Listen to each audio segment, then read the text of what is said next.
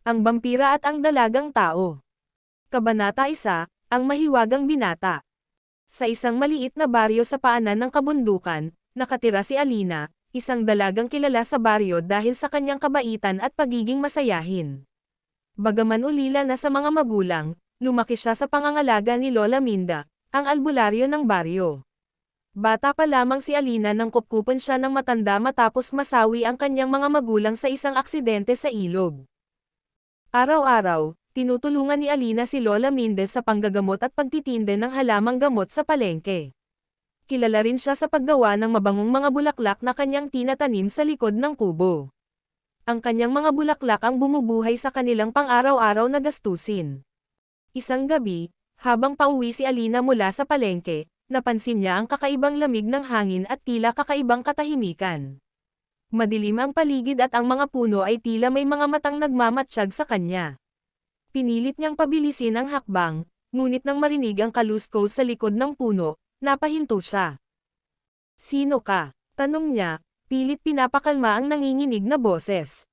Mula sa anino, lumitaw ang isang binata, matangkad, mapatla ang balat, at may mga matang tila kristal na pula na kumikislap sa liwanag ng buwan. Sa kabila ng takot, hindi maiwasan ni Alina ang mapansin ang kakaibang kagwapuhan ng estranghero. "Huwag kang matakot," malumanay na sabi ng binata. "Hindi kita sasaktan." Sino ka?" tanong ni Alina, habang mahigpit na hawak ang basket ng gulay. "Ako si Rafael," tugon ng lalaki, ang kanyang boses ay malamig ngunit puno ng kalungkutan. "Napadpad lang ako rito." Kabanata 2, Ang Muling Pagkikita. Kinabukasan, hindi mawala sa isip ni Alina ang mukha ng misteryosong binata. Habang nagdidilig siya ng mga bulaklak, palihim siyang napapangiti tuwing naaalala ang malamlam na mga mata ni Rafael. "Alina, anong ngiti-ngiti mo dyan?" tanong ni Lola Minda, habang nagtitimpla ng halamang gamot. "Wala po, Lola," sagot niya, pilit tinatago ang pamumula ng kanyang pisngi. Lumipas ang ilang araw at gabi, at palihim na umaasang muling makikita si Rafael, nagpasya si Alina na dumaan muli sa kagubatan. Hindi siya nabigo, sa lilim ng puno ng akasya, naroon si Rafael, tila nag-aabang. "Nagbalik ka," sabi ni Rafael, tila nagulat ngunit masaya. "Opo," sagot ni Alina, pilit na itinatago ang kasiyahan. "Bakit lagi kang mag-isa rito?" Saglit na natahimik si Rafael bago sumagot. "Dahil wala akong lugar sa mundo ng mga tao." Kabanata 3, Ang Lihim ng Bampira. Sa mga sumunod na linggo, mas lalong naging malapit ang dalawa. Madalas silang mag-usap sa ilalim ng puno ng akasya tuwing gabi, at doon unti-unting nagbukas ng kanyang puso si Rafael. "Isa akong bampira," ani Rafael, pilit na iniiwasan ang tingin ni Alina. "Isinumpa ng kawalang hanggan. Nabubuhay ako sa pamamagitan ng dugo." Napalunok si Alina ngunit hindi siya umatras. "Bakit hindi mo ako sinaktan?" Dahil hindi ko kayang saktan ang tulad mo," sagot ni Rafael. "Matagal na akong nagdesisyon na huwag nang pumatay, kahit pa ang kapalit ay matinding gutom at panghihina." "Ngunit paano ka nabubuhay?" tanong ni Alina, puno ng awa. "May mga ligaw na hayop sa kagubatan. Sapat na ang kanilang dugo para mapanatili akong buhay, pero mahina pa rin ako." Tumulo ang luha sa mata ni Alina. "Bakit kailangan mong magdusa ng ganito? Hindi ba may paraan para makalaya ka sa sumpa?" "Ang sumpa ng bampira ay walang lunas," sagot ni Rafael. "Maliban na lang kung makatagpo ako ng tunay na pag-ibig, isang dalisay na pagmamahal na handang magsakripisyo para sa akin." Kabanata 4, Ang Pagtuklas ng Baryo.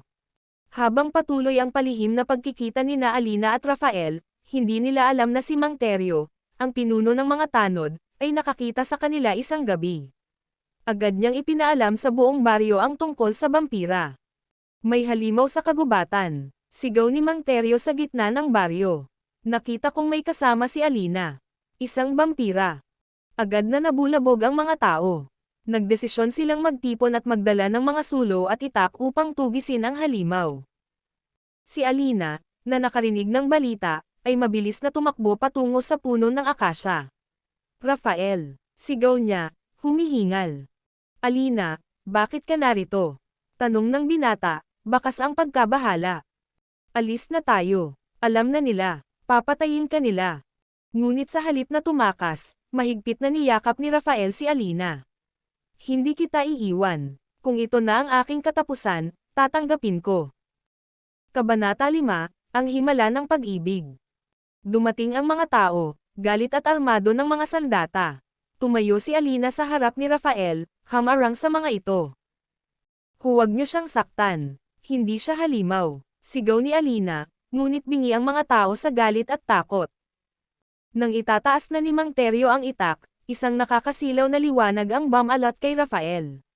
Sa gitna ng liwanag, narinig ni Alina ang bulong ng hangin.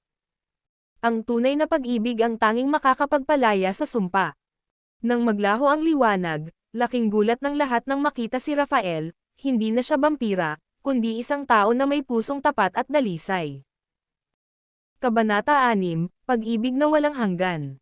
Sa harap ng mga tao, humawak si Alina sa kamay ni Rafael. Tumitig si Lola Mendez sa kanila at ngumiti. Ang himala ng tunay na pagmamahalan ay nakapagbago ng sumpa. Ang pusong dalisay ni Alina ang nagpalaya sa kanya. Hindi na muling ginambala si Rafael ng mga tao. Tinanggap siya sa baryo bilang bahagi ng kanilang pamayanan. Si Alina at Rafael ay namuhay ng payapa at masaya, na parang ang lahat ng kanilang paghihirap ay panaginip lamang. Sa ilalim ng puno ng akasya, kung saan nagsimula ang lahat, palaging magkasamang nauupo sina Alina at Rafael, hindi na bilang vampira at tao, kundi bilang dalawang pusong pinag-isa ng tadhana at walang hanggang pag-ibig.